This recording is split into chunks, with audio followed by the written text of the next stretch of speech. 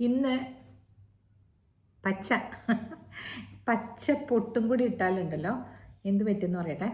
ആ സിനിമ ഓർമ്മയില്ലേ? ഞാനിതിനു മുമ്പ് എൻ്റെ ടോക്കിൽ പറയണത് എപ്പോഴും ഞാൻ പറയുന്നതാ. ആ ദേവരാഗം എന്ന് പറഞ്ഞ സിനിമയിലെ നമ്മുടെ ശ്രീദേവിനെ പറ്റിക്കാൻ വേണ്ടിയിട്ട് പിള്ളേരെല്ലാവരും കൂടി ചേച്ചി പച്ച ഇട്ടിട്ട് വരണം എന്ന് ആ ചേട്ടൻ പറഞ്ഞു എന്ന് പറഞ്ഞിട്ട് നമ്മുടെ അരവിന്ദ് സ്വാമീനെ ഒന്ന് ഇഷ്ടപ്പെടുത്താൻ വേണ്ടിയിട്ട് പച്ചയും പച്ചയൊക്കെ ഇട്ടിട്ട് പച്ച റിബണൊക്കെ കെട്ടി പച്ച പൊട്ടൊക്കെ കുത്തിയിട്ട് വന്ന് നിൽക്കും. ഇതാര് പച്ചത്തത്തയോ എന്ന് ചോദിക്കുന്ന പോലെ. അപ്പോൾ അതുകൊണ്ട് ഞാൻ പച്ച പൊട്ട് കുത്തിയില്ല. കാരണം എനിക്ക് ചുവന്ന പൊട്ട് ആണ് ഏറ്റവും ഇഷ്ടം കേട്ടോ. അത് ഇങ്ങനത്തെ ചുവപ്പാണ് എനിക്ക് ഏറ്റവും ഇഷ്ടം. അപ്പോൾ അതുകൊണ്ടാണ് ഞാൻ ഇതിട്ടിട്ട് വന്നത്. അപ്പം നമുക്ക് സ്കന്ദമാതയെ പറ്റി പറയാമെന്ന്. സ്കന്ദമാത ദിവസത്തിൽ എന്തുകൊണ്ടാണ് ഗ്രീൻ എന്ന് പറയുന്നതെന്ന് ഇന്നലെയും മഞ്ഞയും ഗ്രീനും ഇടാം എന്ന് പറഞ്ഞിട്ടുണ്ടായിരുന്നു കേട്ടോ. അതെന്തിനാന്ന് പറയട്ടെ, അത് അവർ എക്സ്പ്ലെയിൻ ചെയ്യുന്നത് എന്തിനാന്ന് വെച്ചാൽ ഇത് സൃഷ്ടിയുമായിട്ട് നേച്ചറുമായിട്ട് വളരെ ക്ലോസ് ആയിട്ട് നിൽക്കുന്ന ഒരു ഭാവമാണ് ദേവിയുടെ സ്കന്ദമാത. 5-ാമത്തെ ദിവസം സ്കന്ദൻ്റെ അമ്മ എന്ന് തന്നെയാണ് അർത്ഥം. സ്കന്ദൻ എന്ന് പറഞ്ഞാൽ കാർത്തികേയൻ 6 തലകളോടുകൂടി ജനിച്ചു എന്നല്ലേ പറയണേ. ഇതൊക്കെ നിങ്ങളില്ലേ ഈ എങ്ങനെ ഒരു ആൾ 6 തലയോട് കൂടി ജനിക്കുന്നത്, ഇതൊക്കെ എന്തിനാണ് ഈ പുരാണങ്ങളും ഇതൊക്കെ പറയുന്നതെന്ന് പറയട്ടെ. എന്തിനാണ് ഈ സൂക്തങ്ങളും ഒക്കെ എഴുതിയിരിക്കുന്നതെന്ന് പറയട്ടെ. ആ കാലത്ത് അന്നത്തെ കാലത്ത് കുട്ടികളെ പഠിപ്പിച്ചെടുക്കാൻ വേണ്ടിയിട്ടാണ് ഓരോരോ കാര്യങ്ങൾ വാമൊഴിയിലൂടെയല്ലേ ഇതൊക്കെ പഠിപ്പിക്കുന്നത്. അതുകൊണ്ട് എങ്ങനെ നമ്മൾ കുട്ടികളെ വളർത്തിക്കൊണ്ടുവരുമ്പോൾ സ്ത്രീകളുടെ ഓരോ ഭാവങ്ങളും രൂപങ്ങളും ഒക്കെ ആയിട്ട് ആണല്ലോ നമ്മളിപ്പോൾ ഇതിൽ കണ്ടുകൊണ്ടിരിക്കുന്നത് നവരാത്രിയിൽ. അപ്പോൾ ആദ്യം ദേവിയായിട്ട് ഒരു പെൺകുട്ടിയെ ഇപ്പം നമ്മൾ എന്നെ പോലെ ഒന്നും ആ സമയത്ത് കഥകൾ കേൾക്കാൻ ഇഷ്ടപ്പെടുന്ന പെൺകുട്ടികളെ വളർത്തുമ്പോൾ ഇങ്ങനെയാണ് പറഞ്ഞു കൊടുക്കുക. ദേവീ സ്വരൂപത്തിൽ നമ്മൾ വളരുക. അതായത് ആ ദേവിയെ കണ്ടില്ലേ, ആ ദേവിക്ക് ഒരുപാട് ഗുണഗണങ്ങളുണ്ടെന്ന് പറഞ്ഞു പഠിക്കുമ്പോൾ നമ്മളിങ്ങനെ നോക്കിയിരിക്കും. കലണ്ടറിലൊക്കെ കണ്ടേക്കണ ദേവിമാരെ കാണുമ്പോൾ എന്താ രസം അല്ലേ. എനിക്ക് പണ്ടേ ഇങ്ങനെ കുറച്ചിങ്ങനെ ഡ്രസ്സിങ് ഭ്രമമുണ്ട് കേട്ടോ. ഡ്രസ്സിങ് ഭ്രമം എന്ന് പറഞ്ഞാൽ ഞാൻ ചോറ്റാനിക്കരയിലും കൊടുങ്ങല്ലൂരമ്മയൊക്കെ പോയിട്ടുണ്ടെങ്കിൽ അമ്മയുടെ ആടയാഭരണങ്ങളാണ് കാണുക. ഉള്ള കാര്യം പറയാലോ, അമ്മേ എന്ത് രസം അമ്മയുടെ ആഭരണങ്ങൾ കാണാമെന്ന് ഞാൻ പറഞ്ഞിട്ടുണ്ട്. ഓരോ ദിവസവും ചോറ്റാനിക്കര അമ്മ എന്താ ധരിക്കുന്നതെന്ന് ഞാൻ നോക്കാറുണ്ട്. വലിയ വലിയ വലിയ ഇങ്ങനത്തെ കോയിൻസൊക്കെ ധരിക്കുന്നില്ലേ അമ്മ. ഈവൻ കൊടുങ്ങല്ലൂരമ്മയ്ക്കും ഉണ്ട് അങ്ങനെ. അപ്പോൾ അതൊക്കെ ഞാൻ നോക്കാറുണ്ട്. ഞാനൊരു പെൺകുട്ടിയായിട്ടാണ് വളർന്നത്. പെൺകുട്ടി എന്ന് പറഞ്ഞാൽ ആ പെൺകുട്ടികളുടെ അല്ലെങ്കിൽ സ്ത്രീയുടെ ഭാവവാഹാദികളും ആ ഇഷ്ടങ്ങളുമാണ് എനിക്കുള്ളത് കേട്ടോ. അപ്പോൾ അതുകൊണ്ടായിരിക്കും ഞാൻ ഇപ്പോഴും വളർന്നപ്പോഴും അത് തന്നെയാണ് എനിക്ക് എന്താ പറയുക ഞാൻ ഇങ്ങനെ കൊണ്ട് നടക്കുന്നതെന്ന് എനിക്ക് തോന്നുന്നു. ശരി, എന്താ പറഞ്ഞു വന്നത്? അപ്പോൾ പറഞ്ഞ് പഠിപ്പിക്കുമ്പോൾ നമ്മൾ ബാല്യത്തിൽ നിന്ന് കൗമാരമായി ബാല്യത്തിൽ കളിച്ചു വളർന്നു, നല്ല സ്നിഗ്ധതയോടുകൂടി വളർന്നു, പ്യൂരിറ്റിയോടുകൂടി വളർന്നു.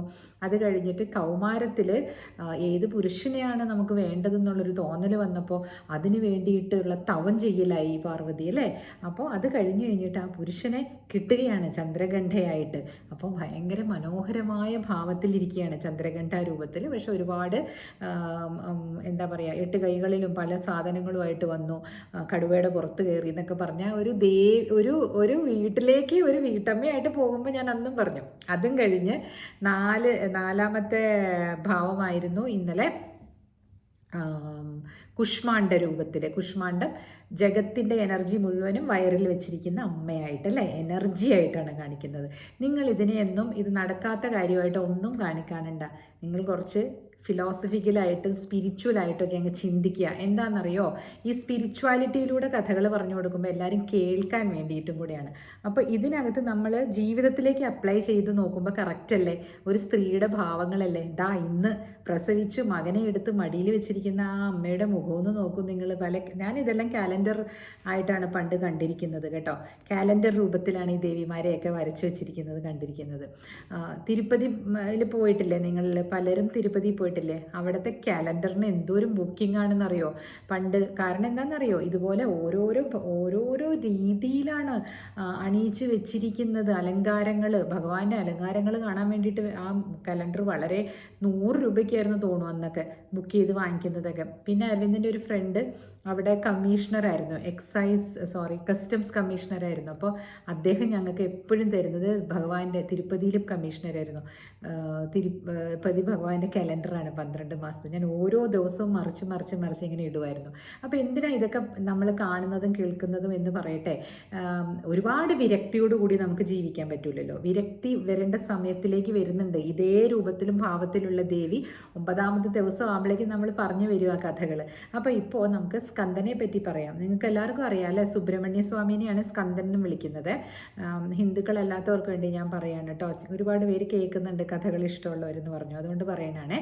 അപ്പോൾ സ്കന്ദൻ്റെ രൂപത്തിൽ വരുമ്പോൾ അതെന്തുകൊണ്ടാണ്, അതിനൊരു വേറൊരു കഥയുണ്ട്. താരകാസുരനെ നിഗ്രഹിക്കാൻ വേണ്ടിയിട്ട് ശിവൻ്റെ ശക്തിയുള്ള ഇതായിരിക്കണം താരകാസുരനെ വധിക്കാൻ പറ്റുള്ളൂ എന്ന് പറഞ്ഞിട്ട് ശിവന് ദേഷ്യം കൊണ്ട് ആ ഒരു ശിവബീജം വന്ന് വീഴുകയാണ് കാർത്തിക പൊയ്കയിൽ എന്നൊക്കെയാണ് കഥ.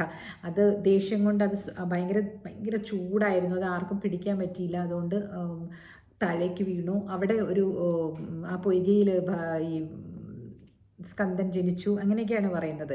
കാർത്തികേയൻ എന്ന് പറയുന്ന ഈ മുരുകൻ ഭഗവാൻ അവിടെ ജനിച്ചു വീണു. അപ്പം അവിടെയുള്ള ഭഗവതിമാർ 6 പേരുണ്ടായിരുന്നു. അവർ വന്നിങ്ങനെ നോക്കുമ്പോൾ അല്ലേ 6 പേരെ ഇങ്ങനെ നോക്കുന്നത് കൊണ്ടാണ് 6 തലകൾ വന്നതെന്ന് പറയുന്നു. ആക്ച്വലി ഈ 6ഉം നമുക്ക് വേണ്ടുന്ന സിദ്ധികളാണെന്നാണ് പറയുന്നത്. നമ്മൾ ഒരു ജീവിതത്തിലേക്ക് കടക്കുമ്പോൾ വേണ്ട സിദ്ധികളാണ് ആ 6 ഇതിൽ പറയുന്നത്. ക്രിയാശക്തി, ജ്ഞാനശക്തി സ്വരൂപിണി എന്നല്ലേ അമ്മയെ പറയുന്നത്. കാരണം എന്താണെന്ന് വെച്ചാൽ നമ്മൾ കർമ്മം ചെയ്യണം അല്ലേ.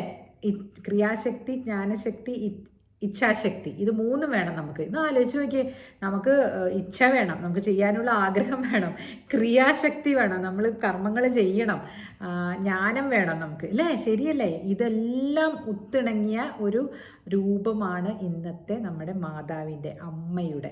അപ്പോൾ അമ്മ എന്ന് പറഞ്ഞാൽ ഇതൊക്കെ വേണം. ഞാൻ ഇന്നലെ പറഞ്ഞ പോലെ കിടന്ന് ഉറങ്ങിക്കൊണ്ടിരുന്ന കാര്യമില്ല, നമ്മൾ എഴുന്നേക്കണം അല്ലേ. അപ്പോൾ എഴുന്നേറ്റ് നമ്മുടെ കർത്തവ്യങ്ങളൊക്കെ ചെയ്യാൻ പറ്റുന്ന ഒരു രൂപമാണ് ദേവിയുടെ ആ രൂപമാണ് നമ്മൾ സ്ത്രീകൾക്ക് ഉള്ളതെന്ന് പറഞ്ഞു തരികയാണ്. കഥകളിലൂടെയും പുരാണങ്ങളിലൂടെയും വ്രതനിഷ്ഠാനത്തിലൂടെയും ഒരു സ്ത്രീയെ നമ്മൾ എങ്ങനെ ആയിരിക്കണം, ഒരു സ്ത്രീയായിട്ട് നമ്മൾ ജന്മം കൊണ്ടാൽ എങ്ങനെ ആയിരിക്കണം നമ്മുടെ ജീവിതം എന്ന് കാണിച്ചു തരികയാണ് ഓരോരോ പുരാണങ്ങളും ഈ ദുർഗാ സങ്കല്പങ്ങളും ഒക്കെ കേട്ടോ. അപ്പോൾ പല രീതിയിലുള്ള ദേവിമാരെ അതിനാണ് കാണിച്ചു തരുന്നത്. പണ്ട് ഓരോരോ പുരാണ സമയങ്ങളിലും ഓരോരോ മനുക്കളുണ്ടെന്നൊക്കെയല്ലേ പറയണത്. ദേവി ഭാഗവതം കേൾക്കുന്നവർക്ക് മനസ്സിലാകും. അതുകൊണ്ട് അത് അത്രത്തോളം വിവരമൊന്നും എനിക്കില്ലാത്തതുകൊണ്ട് ഞാൻ അതൊന്നും പറയുന്നില്ല. എനിക്ക് ഈ ദുർഗാ സങ്കല്പം നല്ലപോലെ എന്താ പറയുക, എന്നെ സംരക്ഷിച്ചിട്ടുണ്ടെന്ന് തോന്നിയിട്ടുള്ളതുകൊണ്ടാണ് ഞാൻ ഈ സമയങ്ങളിലൊക്കെ ഞാൻ കുറച്ചിങ്ങനെ വ്രതനിഷ്ഠയോടുകൂടിയൊക്കെ ശ്രമിക്കാറുണ്ട്. അതുകൊണ്ടായിരിക്കും സരസ്വതി കടാക്ഷം എനിക്ക് കിട്ടിയതെന്നും ഞാൻ കരുതുന്നു. അപ്പം നിങ്ങൾ നിങ്ങളുടെ മക്കളെ, പെൺകുട്ടികളുണ്ടെങ്കിൽ എസ്പെഷ്യലി അവർക്ക് ഈ ഹിന്ദുക്കൾക്ക് ഈ വ്രതം ഇതൊന്നും ഇല്ലല്ലോ, ഇങ്ങനത്തെ ഒന്നും. അപ്പോൾ ഈ 10 ദിവസം ഒന്ന് വ്രതനിഷ്ഠാനത്തോടെ ഇരിക്കാനൊക്കെ ഒന്ന് പഠിപ്പിച്ചു കൊടുത്താൽ അവരത് ഫോളോ ചെയ്തോളും കേട്ടോ. കാരണം ക്രിസ്ത്യൻസിനുണ്ട് 40 നോമ്പുണ്ട്, നമ്മുടെ മുസ്ലിംസിനുണ്ട് ചെറിയ പെരുന്നാളുണ്ട്, വലിയ പെരുന്നാളുണ്ട്. അതിനൊക്കെ അവർ ഓരോരോ അനുഷ്ഠാനങ്ങളോട് കൂടിയാണ് പോകുന്നത്. ഹിന്ദുക്കൾക്ക് മാത്രം പുരുഷന്മാർക്ക് 41 ദിവസത്തെ ശബരിമല ഭജനം ഒഴിച്ചാൽ വേറെ ഒന്നുമില്ല. അതിൽ കൂടെ ഈ സ്ത്രീകൾ ഭാര്യമാർ പങ്കെടുക്കുമ്പോൾ മാത്രമേ ഉള്ളൂ ആ ഒരു വ്രതനിഷ്ഠാനമായിട്ട് പോകുന്നത്. അപ്പോൾ അതൊക്കെ നമ്മളുടെ മക്കളെ നേരത്തെ തന്നെ നിങ്ങൾ ഇതൊക്കെ ചെയ്യാൻ പഠിക്കൂ, നല്ലതാണ്. ഒരു ഡിസിപ്ലിൻ വരാൻ വേണ്ടിയിട്ട് ഇത് ചെയ്യുന്നത് നല്ലതാണെന്ന് പറയൂ കേട്ടോ. ഞാൻ തിങ്കളാഴ്ച നോയമ്പെടുത്ത കാര്യമൊക്കെ പറഞ്ഞിട്ടില്ലേ ഞാൻ. അപ്പോൾ എൻ്റെ മോൾ എന്നെ കളിയാക്കും ചില സമയത്ത്, തിങ്കളാഴ്ച നോയമ്പ് എടുത്തിട്ട് കിട്ടിയതാണോ അച്ഛനെ എന്നൊക്കെ ചോദിക്കും. പക്ഷേ ഞങ്ങൾ എടുക്കൊന്നും വഴക്കൊക്കെ ഇട്ട അതൊന്നും കുഴപ്പമൊന്നുമില്ല. ശിവനും പാർവതിയും തന്നെ എത്ര പ്രാവശ്യം വഴക്കിട്ടിട്ടുണ്ടെന്നറിയോ. ഞങ്ങൾ മദ്രാസിലൊരു സ്ഥലമുണ്ടല്ലോ മൈലാപ്പൂർ എന്ന് പറഞ്ഞിട്ട്, ശിവനും പാർവതിയും വഴക്കിട്ടപ്പോൾ പാർവതി വന്നിരുന്ന സ്ഥലമാണെന്നൊക്കെയാണ് പറയണത്, മയിലിൻ്റെ രൂപത്തിൽ. അതുകൊണ്ടാണ് മൈലാപ്പൂർ എന്ന് പേര് പറയുന്നത്. അപ്പോൾ ഇത്തരത്തിലുള്ള ചെറിയ കാര്യങ്ങളൊക്കെ പറയാനാണ് ഞാൻ എൻ്റെ ഈ സമയം നിങ്ങളോട് കൂടെ വിനിയോഗിക്കുന്നത് കേട്ടോ. അപ്പോൾ ഇന്ന് പച്ചയൊക്കെ കിട്ടി. ഞാൻ ആലോചിക്കുകയായിരുന്നു ഏത് കളറാണ് എൻ്റെ കയ്യിൽ പച്ചയുള്ളത്. ഇന്നലെ ഞാൻ അരവിന്ദിൻ്റെ അടുത്ത് പറയണേ, എൻ്റെ കയ്യിൽ പച്ച വിൻ്റെന്നാണ് ഞാൻ വിളിക്കുക, പച്ച കളറിൽ സാരി ഇല്ല കേട്ടോ. ആഹാ, അപ്പം ഇനി അടുത്ത ചിലവിനുള്ളതായോ? അങ്ങനെ ഒരുപാട് ചിലവൊന്നും അല്ല ആക്കണം. പക്ഷേ ഞാനങ്ങനെ അപ്പം ഇനി അടുത്തത് ഞാൻ അത് വാങ്ങിക്കുമെന്ന് പുള്ളിക്ക് തോന്നിക്കാണ്. ഞാൻ ഇവിടെ നിന്നൊന്നും മേടിക്കില്ല കേട്ടോ, ഓൺലൈനും വാങ്ങിക്കില്ല, അവിടെ പോയി തന്നെ വാങ്ങുള്ളൂ. എൻ്റെ ചില ഷോപ്സ് ഉണ്ടെന്ന് ഞാൻ പറഞ്ഞില്ലേ മദ്രാസിൽ, അവിടെ പോകുമ്പോൾ ഇനിയിപ്പോൾ പച്ച ഞാൻ എടുക്കുന്നതായിരിക്കും. ഒരുപാട് നാളായി പച്ച കളറിൽ സാരികൾ അങ്ങനെ ഒന്നും ഇപ്പോൾ വാങ്ങിക്കുന്നില്ലല്ലോ അധികം.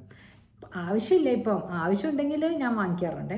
ആവശ്യങ്ങൾക്ക് ഞാൻ എപ്പോഴും വാങ്ങിക്കാറുണ്ട്. ഞാൻ നിങ്ങളുടെ അടുത്ത് പറഞ്ഞിട്ടുണ്ട്, നമ്മളുടെ ആവശ്യങ്ങൾ നമ്മുടെ സന്തോഷങ്ങൾ തന്നെ മുമ്പിൽ നിർത്തുക. ഇതിന് കുറച്ച് മുമ്പേ ഞാനൊരു റീലിട്ടത്, ഒരു ഷോർട്സ് ഇട്ടു. എന്താണെന്ന് പറയട്ടെ, ചില പെൺകുട്ടികൾ എന്നോട് വന്ന് പറഞ്ഞ കാര്യമാണ്, ചേച്ചി ഞങ്ങൾക്ക് പേടിയാ, അവരെന്ത് വിചാരിക്കും. അവരെന്തെങ്കിലും വിചാരിക്കട്ടെ എന്നേ, ലോകരെന്ത് വിചാരിക്കുന്നോർത്ത് നമുക്ക് തിരിക്കാൻ പറ്റുമോ? നമ്മുടെ കാര്യങ്ങൾ നോക്കാതിരിക്കാൻ പറ്റുമോ? ആ പെൺകുട്ടിക്ക് നൈറ്റ് ഡ്യൂട്ടിയാണ്, നേഴ്സാണ്. അപ്പോൾ രാവിലെയൊക്കെ വരുമ്പോൾ ആളുകൾ ഓരോന്നൊക്കെ പറയുന്നു എന്ന് പറഞ്ഞിട്ട് അമ്മായിയമ്മ പോകണ്ടെന്ന് പറഞ്ഞു. എവിടെ കേട്ടേക്കണം ഇതൊക്കെ? നേഴ്സും ഡോക്ടറൊക്കെ പിന്നെ രാത്രി ഡ്യൂട്ടിക്ക് പോകണ്ടേ? എന്തൊരു കഷ്ടമായത്. ആളുകൾ എന്ത് വിചാരിക്കും നീ രാവിലെ ബാഗും തൂക്കി വരുമ്പോഴേന്ന്? അവർക്കറിയില്ലേ ഒരു നേഴ്സിൻ്റെ ഡ്യൂട്ടി? എന്നാൽ നിങ്ങളുടെ മോനോട് ബൈക്കിന് പോയി വിളിച്ചുകൊണ്ടിരാൻ പറ. എപ്പോഴും അവരെ അങ്ങോട്ട് ഉറങ്ങുന്ന സമയത്തായിരിക്കും കുട്ടി ഡ്യൂട്ടി കഴിഞ്ഞ് വന്നതേ. അപ്പോൾ അവന് ജോലിക്ക് പോകണ്ടേ രാവിലെ എഴുന്നേറ്റ് കുളിച്ചെന്ന് പറയുന്നത്? എന്തെങ്കിലും ആവട്ടെ, എൻ്റെ പൊന്ന് മാതാപിതാക്കളെ, നിങ്ങളൊന്നും മനസ്സിലാക്കൂ ഈ പെൺകുട്ടികളെ. പിന്നെ അതുപോലെ തന്നെ പെൺകുട്ടികളും, അമ്മ ഈ പറഞ്ഞാലൊന്നും കാര്യം നടക്കില്ല, എനിക്ക് എൻ്റെ ജോലി എനിക്ക് കളയാൻ പറ്റില്ല എന്ന് പറഞ്ഞാൽ ധൈര്യമായിട്ട് മുമ്പോട്ട് അവർ കേൾക്കുന്നുണ്ടെങ്കിലും പറയാൻ വേണ്ടിയിട്ട്. കുറേ ദിവസമായി പറഞ്ഞിട്ട് ഞാൻ ഈ ടോപ്പിക്ക് പറയുമ്പോൾ എന്തെങ്കിലും ഒരു കണക്ഷൻ വേണ്ടേ പറയാനായിട്ട്. സ്ത്രീകളെ പറ്റി പറയുമ്പോഴാണ് ഇപ്പോൾ ഈ 9 ദിവസമായിട്ട് സ്ത്രീകൾക്ക് വേണ്ടി മാത്രം ഞാൻ സംസാരിക്കുന്നതുകൊണ്ട് ഞാൻ പറഞ്ഞാണ്. നിങ്ങൾക്ക് എൻ്റെ ടോക്സൊക്കെ ഇഷ്ടപ്പെടുന്നുണ്ടെന്ന് ഞാൻ വിശ്വസിക്കുന്നു. എല്ലാവരും ഒന്ന് ആഞ്ഞു പിടിച്ചൊന്ന് കാണണം കേട്ടോ. എന്താണാവോ ഇപ്പോൾ ഒന്നിനും ഒരു വ്യൂസ് ഇല്ല, ആർക്കും ഇല്ല. ഞാൻ കുറേ ഇതൊക്കെ ഉള്ള ആൾക്കാരുടെയൊക്കെ പോയി നോക്കുകയാണ്, ആർക്കും നേരമില്ല എന്ന് തോന്നണമല്ലേ ഈ വർത്തമാനം കേട്ടിരിക്കാനായിട്ട്. ടൈം വേസ്റ്റ് എന്ന് പറഞ്ഞ് പോകുന്നുണ്ടാവേ ആണുങ്ങളൊക്കെ. ഇതൊക്കെ കണ്ട ടൈം വേസ്റ്റ് എന്ന് പറഞ്ഞ് പോകുന്നുണ്ടാവും. അപ്പോൾ പോട്ടെ, അവർ പോയിക്കോട്ടെ, നമുക്കിരുന്ന് സംസാരിക്കാം അല്ലേ. ഞാൻ നാളെ എനിക്കൊന്ന് പുറത്ത് പോകാനുണ്ട്, അതുകൊണ്ട് ഞാൻ ഇന്നൊന്ന് കൂടെ കുറച്ച് നേരം ലേറ്റ് ആയതുകൊണ്ട് മുടിയൊക്കെ ഒന്ന് സെറ്റപ്പ് ആക്കാൻ പോയിരുന്നു. അപ്പോൾ എന്തായിരുന്നു ഞാൻ പറഞ്ഞു വന്നത്? അപ്പോൾ സ്കന്ദമാതാവിനെ പ്രാർത്ഥിക്കുമ്പോൾ നമ്മൾ അതിൻ്റെ കൂടെ തന്നെ നമ്മൾ മുരുകനെയും പ്രാർത്ഥിക്കുക കേട്ടോ. അമ്മയോട് പ്രീണനം കാണിക്കുമ്പോൾ മകനെയും കൂടെ നമുക്ക് പ്രാർത്ഥിച്ചാണ്ടല്ലോ. ഒരുപാട് നമ്മുടെ സേനാനായകനല്ലേ മുരുകൻ എന്ന് പറയുന്നത്. സൗത്ത് സൈഡിൻ്റെ സേനാനായകനാണെന്നാണ് പറയണത്. സൗത്ത് ഭാഗം, അത് കേരള, ആന്ധ്ര, പിന്നെ തമിഴ്നാട്, കർണാടകയൊക്കെ സംരക്ഷണം മുഴുവനും മുരുകൻ്റെ കയ്യിലാണെന്ന് പറയപ്പെടുന്നു. ഈ കഥകളൊക്കെ എല്ലാവർക്കും അറിയാവുന്നതായിരിക്കും അല്ലേ. അപ്പോൾ നമ്മൾ ഒരു ദേവീഭാവത്തിൽ നമ്മൾ ഇരിക്കുകയാണെങ്കിൽ അമ്മയായിട്ടും അതുപോലെ ആ കുഞ്ഞുങ്ങളെ പരിപാലനം ചെയ്ത് കൊണ്ടുപോകുന്ന ഒരമ്മയായിട്ടും നമ്മൾ പൂർണ്ണമായ ഉത്തരവാദിത്തത്തോടുകൂടി നമ്മൾ മുമ്പോട്ട് പോകണം കേട്ടോ. അപ്പോൾ ചിലർ ചോദിക്കുന്നുണ്ടായിരുന്നേ, ചേച്ചി ഒരു കാര്യം പറഞ്ഞോട്ടെ, നമ്മൾ മക്കളെ വളർത്തുന്നത് നാളെ നമ്മളെ നോക്കുമെന്നുള്ള ഒരു ചെറിയ സ്വാർത്ഥതയോട് കൂടിയല്ലേ എന്ന് ചോദിക്കുന്നുണ്ട്. അതിൽ ആ കാര്യത്തിൽ മാത്രം നമ്മൾ അങ്ങനെയാണ് ചിന്തിക്കുന്ന മനുഷ്യർ. ശരിക്കും പറഞ്ഞാൽ ഈ മൃഗങ്ങളില്ലേ, കിളികളും പക്ഷികളും പിന്നെ മറ്റുള്ള മൃഗങ്ങളൊക്കെ, അവരെ ശ്രദ്ധിച്ചിട്ടുണ്ടോ? അവരുടെ ഒരു കർത്തവ്യം നേച്ചർ കൊടുത്തേക്കുന്നത് എന്താണെന്ന് വെച്ചാൽ ആ പ്രൊജനി ഉണ്ടാക്കുക. പ്രജനി എന്നല്ലേ അതിന് മലയാളത്തിൽ പറയാം. പ്രൊജനി എന്ന് ഞാൻ ഇംഗ്ലീഷാണ് ഉദ്ദേശിക്കുന്നത്. പ്രൊജനി ഉണ്ടാക്കുമ്പോൾ നമ്മൾ അത് കഴിഞ്ഞ് അവർ ആ പ്രക്രിയ വിട്ടു എന്നാണ് പറയുന്നത്. അത് ഈ നാഷണൽ ജോഗ്രഫിക് എന്ന് പറയുന്ന ചാനലിൽ കണ്ടിട്ടുണ്ടെങ്കിൽ മനസ്സിലാവേ. കടുവ ഇത് മെയ്റ്റ് ചെയ്യുമ്പോൾ ആ കടുവയ്ക്കറിയാം ആ ബീജം അണ്ഡം ആയിട്ട് ചേർന്നിട്ട് ആയിട്ടുണ്ടോ, അടുത്ത ജീവൻ ഉരുവായിട്ടുണ്ടോ എന്ന് അവർക്ക് തന്നെ ഒരു സെൻസ് ഉണ്ടെന്നേ മൃഗങ്ങൾക്ക്. പിന്നെ അവരത് ചെയ്യില്ല, അവർ സമ്മതിക്കില്ല. പിന്നെ ആൺ കടുവ അടുത്ത് വന്നു കഴിഞ്ഞാൽ പിന്നെ സമ്മതിക്കില്ല. അപ്പോൾ അവർക്ക് അതിൻ്റെ ഒരു സെൻസ്, 6th സെൻസ് ഉണ്ട്. പിന്നെ അത് പ്രസവിക്കും, ആ കുട്ടീനെ ഉണ്ടാക്കും, അങ്ങനെ പോകും. പിന്നെ അടുത്ത പ്രക്രിയ അത് വേറെ വരുമായിരിക്കും. ആ ഒരു പ്രാവശ്യം അത്രയേ ഉള്ളൂ. അതൊരു 10-12 പ്രാവശ്യമൊക്കെ ഒരു ഇതിൽ തന്നെ അവർ ചെയ്യും അത്ര മെയ്റ്റിങ്. അപ്പോൾ എന്തിനാന്ന് വെച്ചാൽ അതിന് മനസ്സിലായി കഴിഞ്ഞാൽ പിന്നെ അത് എന്ന് കാണിക്കുന്നത്. അപ്പോൾ പ്രകൃതി പറഞ്ഞു കൊടുത്തിരിക്കുന്നതാണ് നീ പ്രജനി ഉണ്ടാക്കുക എന്നുള്ളത് അല്ലേ. അതിൻ്റെ ഡ്യൂട്ടി കഴിഞ്ഞ് അത് പോയി. ആ കടുവ വന്ന് ഈ അമ്മയെ നോക്കുമെന്ന് വിചാരിച്ചല്ലല്ലോ പ്രസവിക്കുന്നത്. ആ കാര്യത്തിൽ മാത്രം നമ്മൾ മനുഷ്യർ വ്യത്യസ്തരാണ്. നമ്മൾ വയസ്സുകാലത്ത് എൻ്റെ മക്കൾ എന്നെ നോക്കിക്കോളും, അതുകൊണ്ട് ഇപ്പോൾ വീട് പണയം വെച്ച് അവൻ അമേരിക്കയിൽ പോയി പഠിച്ചിട്ട് വരട്ടെ, പോയ വഴി പോകും, അല്ല മദാമയെ കല്യാണം കഴിച്ച് അവിടെ അങ്ങ് കൂടും. കാരണം അവർക്ക് അവിടെ കൂടുതൽ സൗകര്യങ്ങളും കൂടുതൽ ഇഷ്ടങ്ങളും കിട്ടുകയാണെങ്കിൽ അവരവിടെ കൂടും. ഇവിടെ ഇരിക്കുന്ന അമ്മയും അച്ഛനും ഇതടയ്ക്കാൻ വേണ്ടി ബദ്ധപ്പാട് പെടുന്ന കുറേ പേരുടെ കഥകൾ നമ്മൾ കാണുന്നുണ്ട്. അവർ പിന്നെ നോക്കില്ല, അവരടയ്ക്കില്ല. അത് എന്തുകൊണ്ടാണ് അങ്ങനെ ആകുന്നതെന്ന് വെച്ചാൽ നമ്മൾ പ്രതീക്ഷയോടുകൂടി ചെയ്തതുകൊണ്ടാണ്. അതേസമയം അച്ഛനും അമ്മയും അവർക്ക് വേണ്ടുന്നത് മാറ്റി വെച്ചിട്ട് ഇത്രയേ ഉള്ളൂ ഞങ്ങളുടെ കയ്യിൽ എന്ന് പറഞ്ഞ് മാറ്റി വെച്ചിട്ട് ചെയ്യുകയായിരുന്നെങ്കിൽ, ഇത് ഞങ്ങൾക്ക് വയസ്സുകാലത്തിൽ വേണം എന്ന് പറഞ്ഞ് ചെയ്യുകയാണെങ്കിൽ നിങ്ങളും അവരുടെ ശത്രുവാവില്ല, അവരും നിങ്ങളുടെ ശത്രുവാവില്ല. അതല്ല ഇത്രയേ ഉള്ളൂ, എനിക്ക് 25-30 ലക്ഷത്തിൻ്റെ സ്വത്തേ ഉള്ളൂ, ഞാൻ എന്തിനാണ് വേണ്ടാത്ത പണിക്ക് പോകുന്നത്, വേണ്ടാന്ന് തന്നെ ഞാൻ പറയുള്ളൂ. അല്ലെങ്കിൽ നിങ്ങൾ വിചാരിക്കണം അത് കഴിയുമ്പം ഒരു ചേട്ടൻ പറഞ്ഞായിരുന്നു, ചേട്ടൻ ഇതൊക്കെ ഇപ്പോഴേ എഴുതി കൊടുത്താലോ, ഒരു ചേട്ടനെ ഞാൻ അറിയുന്ന ഒരു ചേട്ടൻ എല്ലാം എഴുതി കൊടുക്കുക പെൺമക്കൾക്ക് 2 പേർക്ക്. ഞാൻ ചോദിച്ചു ചേട്ടാ അവർ ചേട്ടനെയും ചേച്ചിയൊക്കെ നോക്കിയില്ലെങ്കിൽ എന്ത് ചെയ്യും? ഞങ്ങളങ്ങ് വടക്കോട്ട് നടക്കുമെന്ന്. വടക്കോട്ടെന്ന് പറയുന്നത് കാശി ആ സ്ഥലത്തേക്ക് പോകുമെന്ന് പണ്ട് പറയുന്നതാണ്. എന്ന് പറഞ്ഞ പോലെ നമുക്ക് ഇന്നത്തെ കാലത്തെ ആൾക്കാർക്ക് വടക്കോട്ട് നടക്കാൻ വയ്യാത്തത് കൊണ്ട് ഫൈൻഡ് ഔട്ട് സം സൊല്യൂഷൻ. എന്നോട് ചോദിച്ചാൽ ഒരു 70 വയസ്സിന് ശേഷമൊക്കെ നമ്മൾ അച്ഛനും അമ്മയും തമ്മിൽ ഡിസ്കസ് ചെയ്ത്, അമ്മയ്ക്കും വയ്യാണ്ടാവില്ലേ ഇങ്ങനെ ചെയ്യാനായിട്ട്, ഇനി ഇന്നത്തെ കാലത്തൊക്കെ ഹെൽപ്പിന് ആളെ കിട്ടുമോ, ഗോ ടു എ ഫെസിലിറ്റി എന്നേ ഞാൻ പറയുള്ളൂ. നല്ല ഫെസിലിറ്റീസ് നമ്മുടെ പണമനുസരിച്ച്, നമ്മുടെ ധനം എങ്ങനെയുണ്ട്, നമ്മുടെ സമ്പത്തിന് അനുസൃതമായിട്ടുള്ളൊരു ഫെസിലിറ്റി ചൂസ് ചെയ്ത് അതിനെ നിങ്ങൾ എന്ത് പേര് വേണമെങ്കിലും ഇട്ടോളൂ. വൃദ്ധസദനം എന്ന് വിളിക്കാൻ ഇഷ്ടപ്പെടാത്തവരാണെങ്കിൽ റിട്ടയർമെൻറ്റ് ഹോം എന്ന് പറഞ്ഞോളൂ. ഓക്കെ. എൻ്റെ ഒരു ഫ്രണ്ടുണ്ട്, അവർ എലൈവ് എന്ന് പറഞ്ഞിട്ടൊരു ഇത് നടത്തുന്നുണ്ട് ഇവിടെ തിരുവനന്തപുരത്ത്. നിങ്ങൾ ഗൂഗിൾ ചെയ്ത് നോക്കിക്കോളൂ. അവരിപ്പോഴും വിൽക്കാൻ തീർന്നോന്ന് എനിക്കറിയില്ല. അന്ന് പറയുമായിരുന്നു ഇതിനിയുണ്ട്, ആർക്കെങ്കിലും വേണമെങ്കിൽ പറയണമെന്ന്. മദ്രാസ് അല്ല സോറി, ഇവിടെ ആയതുകൊണ്ട് തിരുവനന്തപുരം എനിക്ക് ഒരു ബന്ധമില്ലാത്തതുകൊണ്ട് ഞാനതൊന്നും നോക്കിയില്ല. നമ്മുടെ എറണാകുളത്തൊക്കെ വന്നാൽ എനിക്ക് നോക്കണമെന്നൊക്കെ ആഗ്രഹമുണ്ട്. ഒരു 70 വയസ്സിലേക്ക് ആകുമ്പം നമ്മളതൊക്കെ ചിന്തിക്കേണ്ടതാണ് അല്ലേ. ഈ ഒരാളും ഒരു മകളും ഒക്കെ ഉള്ളവർ, പിന്നെ അവരെല്ലാത്തിനും അവരെ നമ്മൾ ആശ്രയിക്കുകയും അവരുടെ ജീവിതത്തിൽ നമ്മൾ പ്രശ്നങ്ങൾ ഉണ്ടാക്കുകയും ചെയ്യരുത് അല്ലേ. എൻ്റെ അച്ഛനും അമ്മയ്ക്കും ഇപ്പം ഞങ്ങളൊക്കെ അവിടെ ചെന്നില്ലെങ്കിലും അച്ഛൻ പറയണേ നിങ്ങൾ വരണമെന്നൊന്നുമില്ല, അങ്ങനെ പറഞ്ഞോളൂ അച്ഛൻ. അപ്പം ഞാൻ അച്ഛൻ ഞങ്ങൾ കാണണ്ടേ, എന്തിനാ പ്രയാസപ്പെടുന്നത്, കാണുന്നുണ്ടല്ലോ ഇതിൽ കാണുന്നുണ്ടല്ലോ എന്ന് പറയും അച്ഛൻ. അങ്ങനെയൊക്കെയാണ്. അങ്ങനെ മനസ്സ് വരും കേട്ടോ ചിലപ്പോൾ കുറച്ചുങ്ങൾ കഴിയുമ്പോൾ. പക്ഷേ നമ്മളെല്ലാം ചിന്തിക്കേണ്ടതാണ്. അപ്പോൾ മൃഗങ്ങൾ കൊയ്യുന്നില്ല വിതയ്ക്കുന്നില്ല എന്ന് പറഞ്ഞതിൻ്റെ ഒരു കാര്യം കൂടി ഉണ്ട് ഇതിനകത്ത്. മൃഗങ്ങൾക്ക് കൊയ്യും വിതയ്ക്കൊന്നും വേണ്ട, അവരുടെ പ്രൊജനിക്ക് അവർ ആ ഫുഡ് അപ്പം കൊടുത്താൽ മതി, മനസ്സിലായോ? അപ്പം കണ്ടുപിടിച്ച് കൊടുത്താൽ മതി. പിന്നീട് 3 തലമുറകൾക്കും 4 തലമുറകൾക്കും വേണ്ടി കേസൊക്കെ നടത്തി ഇട്ടിരിക്കുന്ന ആൾക്കാരുടെ കഥ ഞാൻ പറഞ്ഞില്ലേ. അത് ഞങ്ങളുടെ വരും തലമുറയ്ക്ക് വേണ്ടിയിട്ടാണ് ഞങ്ങൾ പഴയ സ്വത്തുക്കളൊക്കെ ചോദിക്കുന്നതെന്ന് പറയുന്ന ആൾക്കാരൊക്കെ ഉണ്ട്. വിഡ്ഢിത്തം അല്ലേ. അയ്യോ, അപ്പം ഞാൻ വേറെ കാര്യം പറയട്ടെ. നമ്മൾ ഇന്ന് നവരാത്രിയായിട്ട് നമ്മളെന്തിനാണ് അത് പറയുന്നത്? നവരാത്രിയായിട്ട് ഞാൻ പറയുന്നത് മക്കളുടെ കാര്യം പറയാൻ വേണ്ടിയിട്ട് അത് പറഞ്ഞതാണ് കേട്ടോ. നമ്മുടെ മക്കൾ എന്ന് പറയുമ്പോൾ അമ്മമാർക്ക് മക്കളോടുള്ളത് വളരെ സാത്വികമായിട്ടുള്ള സ്നേഹമായിരിക്കും അല്ലേ. ആ സ്നേഹത്തെ ഒരിക്കലും നമ്മൾ അമ്മമാർ ചൂഷണം ചെയ്യാതിരിക്കുക, ഏത് തരത്തിലാണെങ്കിലും, ആൺമക്കളെ ആണെങ്കിലും പെൺമക്കളെ ആണെങ്കിലും. കാരണം ഒരുപാട് പേര് പറയുന്നുണ്ട് എൻ്റെ അമ്മ ഇങ്ങനെ ചെയ്യുന്ന ചേച്ചി, എൻ്റെ കയ്യിൽ കുറേ ഉണ്ട് പറഞ്ഞ് എൻ്റെ നിന്ന് എടുത്ത് എൻ്റെ അനുജത്തിക്ക് കൊടുക്കുന്നു, അങ്ങനെയൊക്കെ പറയുന്നവരൊക്കെ ഉണ്ട്. കുറച്ച് സന്തുലിതമായിട്ട് നമ്മൾ അമ്മമാർ വേണം ജീവിതത്തെ മുമ്പോട്ട് നയിക്കാനായിട്ട്. അപ്പോൾ സ്കന്ദൻ്റെ അമ്മയായിട്ടുള്ള സ്കന്ദമാതാവിന് നമസ്കാരം അർപ്പിച്ചുകൊണ്ട് നിർത്തുന്നു. പച്ച ഉടുപ്പ് എല്ലാവരും കണ്ടല്ലോ. ഇനി ഞാൻ വൈകുന്നേരം വിളക്ക് കത്തിക്കും പച്ച ഇട്ടിട്ട്.